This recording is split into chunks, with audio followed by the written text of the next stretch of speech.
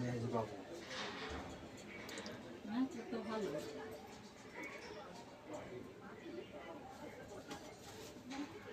মাসি, তুমি একটা সত্যি কথা বলবা? বলো। হ্যাঁ? জানা থাকলে বলবো। হ্যাঁ, বলবো তো। জানা থাকলে বলবো, বলো। হাত দিয়ে জানো, আমার হাতটা একবার দেখো তো। কি? একবার দেখো তো। একটা কথা জিজ্ঞেস করো। না না না, আমি না, একবার দেখে বললো আমাকে, আমি বললো হবো কি হবো না, একবার দেখে আমাকে বলো তো।